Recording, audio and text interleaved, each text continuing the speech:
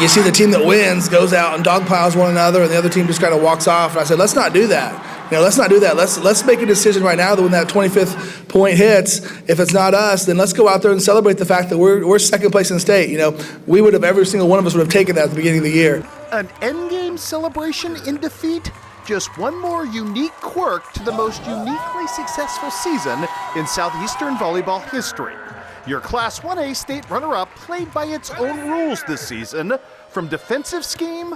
For the personnel that we have, we're a Class 1A volleyball team with 140 kids and 15 kids on the whole squad. For being an incomplete, imperfect team, I thought we did awesome. And the idea of single blocking or no blocking, obviously no blocking is a function of just they have so many weapons.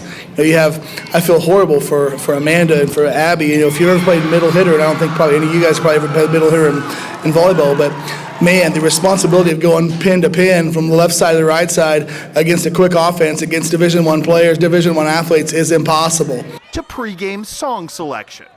There's a Taylor Swift song that I like to sing right before, and I'm going to have to ask the IHSA if we make it back again to give us a hotel a little bit further away from Redbird, because we only had about a 5-minute drive, and we need about 9 minutes to get all of our songs in. So I had to stop at some red lights and do some of that kind of stuff. But one of the last songs we usually is some Taylor Swift song, and I don't know, it's like some "We Are Never Getting Back Together" or something.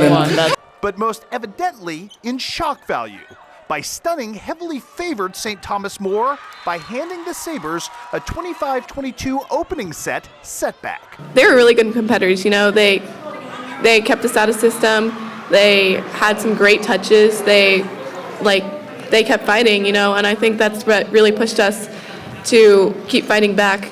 We were all playing up. We were getting kills here and there, and having that ace, I had a lot of confidence, and I did not think I was going to have that ace, but it just felt so good. It was an expectation coming out of that last time out in that first set that, that St. Thomas More was going to make a run at you. When you serve up those 2 aces to finish that off, what was that feeling just for you guys in that moment when you won that set? Did it kind of meant, hey, we belong here and we're as good as they are? Yeah, I think it was a relief and just a confidence booster.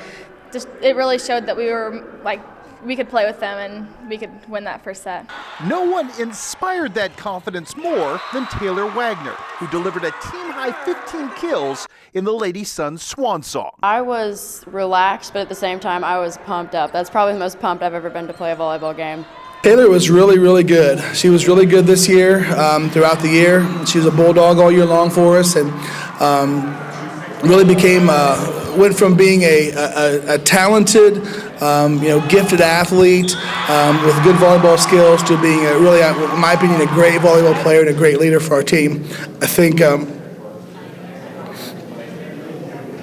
I think she grew up a lot during the season as a leader and as a person.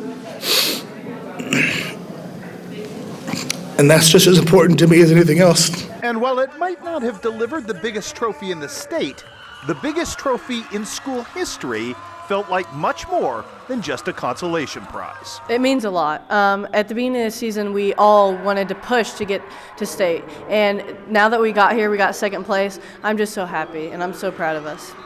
It is incredibly important to us because we had a really good year, and this is the best season the Southeastern's ever had.